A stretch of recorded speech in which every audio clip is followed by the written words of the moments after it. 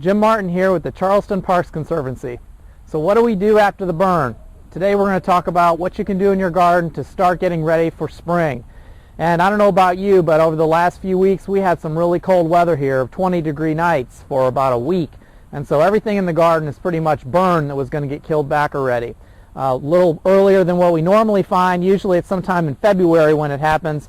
But here we are and it's happened, and so now we're going to go ahead and talk about what we can do to cut it back. We're going to start with things like those mushy tropical things.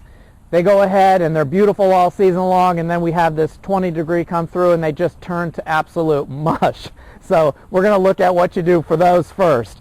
And here's one it's one of my favorites. It's called the 4th of July lily, and you can see it's just total mush here.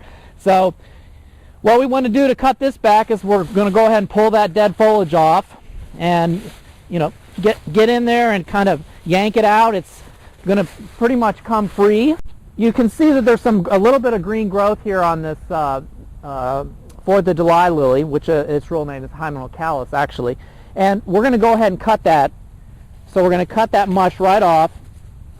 Now we're not taking it to the base, and you can see these stick out of the ground a good 6 to 8 inches. So we're not going to cut it down to the ground, but we are going to go ahead and cut all that dead material off.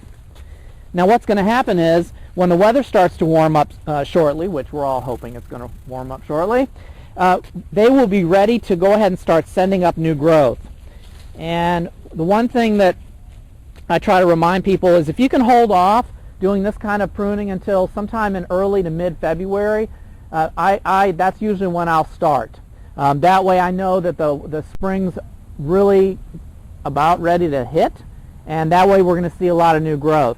There's nothing wrong with leaving this material sit in your garden for a few weeks. It's not going to damage the plant anymore. And in fact, some people believe that with that little bit of protection there with the dead material, if we have another cold snap sometime in February, it would actually help keep it a little bit warmer. So that way we're not having any more dieback, any further dieback than what we already have had.